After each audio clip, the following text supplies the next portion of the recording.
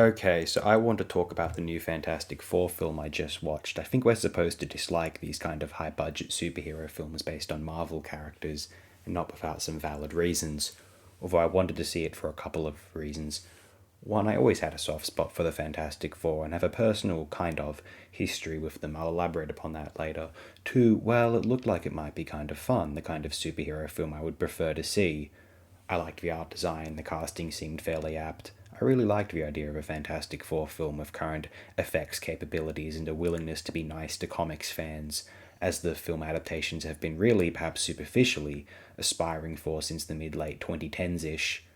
And also, I feel as though the tone of the early Fantastic Four comics, a tone they tried to replicate at certain moments during the later decades of the superhero team, was a more compelling, exciting, preferred venue with which superhero stories in films could be told through, free potentially of the crossover miniseries bloat, which defined both the Avengers comics over the decades and also certainly of the ugly bombast, which was the Infinity Gems duology, or its earlier predecessor, 2016 Civil War burble.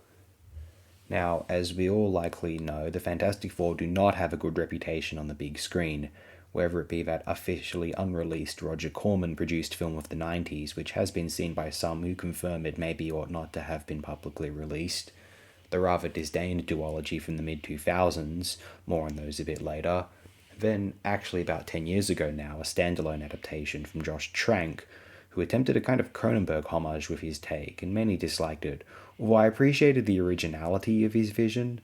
He directed a film in 2012, his debut, called Chronicle, a not half bad indie found footage movie of the superhero genre too, which some of you might remember. Yeah, I mean, overall, that 2015 Fantastic Four, it wasn't the greatest, although I liked where it was coming from, but I didn't enjoy the film tremendously so either. It was probably not an ignoble endeavour to maybe finally adapt the FF with some imagination and general respect, especially given that so many properties, especially from Marvel Comics, had been adapted to either film or television. In cinema alone, for instance, Ant Man, The Eternals, Black Widow, Shang-Chi, Morbius, Madam Web, and Craven. Since 2015, it seemed ridiculous that the first major title of that 60s boom of Lee and Kirby or Lee and Ditko, Lee and Everett, had been tossed to the side, but then that was somewhat their status in some circles of comics fandom even before the largely panned mid 2000s film duology. I have read them referred to as the red-headed stepchildren of Lee and Kirby.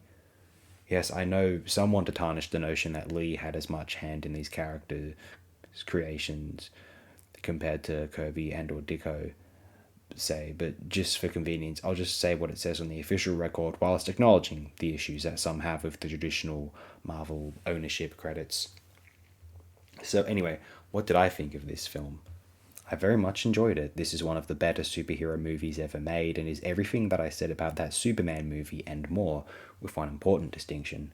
It is kid friendly without being at all dumbed down, more so than these movies normally are, at least. I preferred it to Gunn Superman, and I hope I'm not the only one who will be feeling this way. It is more or less everything I was hoping it would be. It is about time that the MCU put out a relatively worthwhile movie again. I only liked the Joss Whedon directed Avengers films, even Age of Ultron. It was dumb fun. I could enjoy that for what it was. And the rather recent Deadpool vs. Wolverine flick. How could that go wrong, right? And this would be the only other one I really like from this heavily maligned series. Very colourful, enjoyable art design. The characters are well performed. Though I miss Ben Grimm's gravelly voice as usually depicted in cartoons and in films. Maybe they wanted to distinguish this new performance from the old take from Michael Chiklis, which is one of the very few things people seem to like, even rather love, about that disliked duology. I think even Stan Lee said that Chiklis' The Thing was his favourite performance of one of his slash the Marvel characters. I was rather thoroughly entertained the whole time, and at no point did I think, I wonder when this will be over. Okay, let's talk a bit about those 2000s films now. I saw them at a young age, and I have to say, as a 9 year old in the cinema, I had a great time with that 2005 Fantastic Four film, but like many children's pandering films from around that time, I grew to find them increasingly crummy as I aged, and it didn't take very long. They don't hold up to rewatches. Neither of those films do much for me at this time. I did rewatch at least some of the 2005 film, maybe last year or before, though I'll always appreciate the positive memories which they granted me. My dad really loved them too. I think he still holds quite great memories of them, as far as I know. And my fascination with the Fantastic Four, researching them on the internet, had me invested into the comic books lore, and then gradually into all the other guys: X-Men, Spider-Man, Hulk, all the Marvel heroes. I mean, everyone knew and generally liked Spider-Man. I had a fondness for the Hulk because my dad would tell me about it when that 2003 film was coming up. Neither of us liked that when we eventually saw it. Too slow, depressing, and dark in the era of standard def. We didn't watch it at the cinemas. We watched it a couple of years later as a DVD rental, and a brief portion on television at one stage, I remember. And I knew of the X-Men. I think that everyone did, although it seemed a bit teenager or grown up when I was little.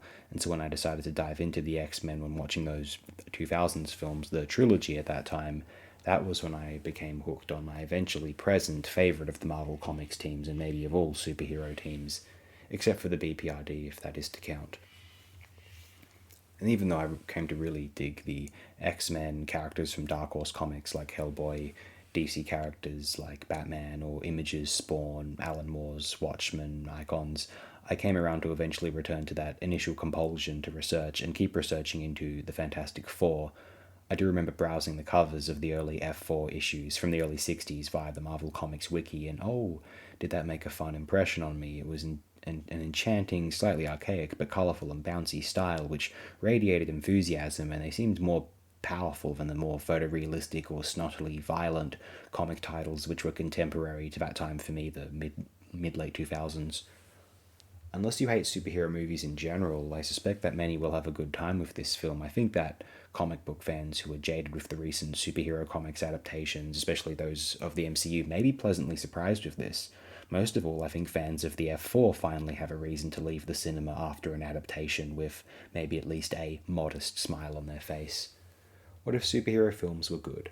I don't mean in an attempted, introspective, deconstructive kind of good, intellectually stimulating and philosophic good, as in Unbreakable, what the source material for Snyder's Watchmen is, and maybe to some extent the film. I know some really liked that 2019 miniseries too, and many detested it also. Or what, say, the Nolan Batman films really tried to be. The Dark Knight is the only one I really admire, and I admire it quite a lot of those three. The Batman Begins is okay, not great in my personal opinion. What if the traditional ambitions and aims of a superhero film were done in such a way that film fans would enjoy it as though it were a more sci-fi modern super slick take on an Errol Flynn swashbuckler, a George Lucas or Steven Spielberg space opera or adventure film, a film about a heroic western gunslinger or some super spy? The old Connery era Bond films are rather cherished in the cinema canon now. Why not a few superhero films down the track too? Well, the first two Superman films are quite liked. They have enough respect in certain film enthusiast circles. Maybe The Dark Knight now too, although the MCU era, which began really just after The Dark Knight had been initially released, really destroyed many's notions that the superhero film could be solid, enriching, imaginative screen entertainment. Actually, many comic book fans grew to generally dislike them too. I think if any superhero film fits the composite mold of what we might traditionally want from these kind of genre films, not including the more aforementioned deconstructive efforts, which this film certainly is not amongst, it might be this newly released Matt Shakman directed Fantastic Four flick. I'm on board with it. I think that history might well see this as one of the redeeming items of the MCU money torching and of the now rather disliked superhero film mold at large. Yeah, these things can be good. They could be solidly composed, unpretentious fun, and to do that, they had to return to the source, the dawn of the Silver Age, where our more modern understanding of superheroes emerges from the most, I'd suspect. To the early 60s, a story apparently set in that time no less, in order to rediscover the magic, and dare I say, I think to some extent they really, really have.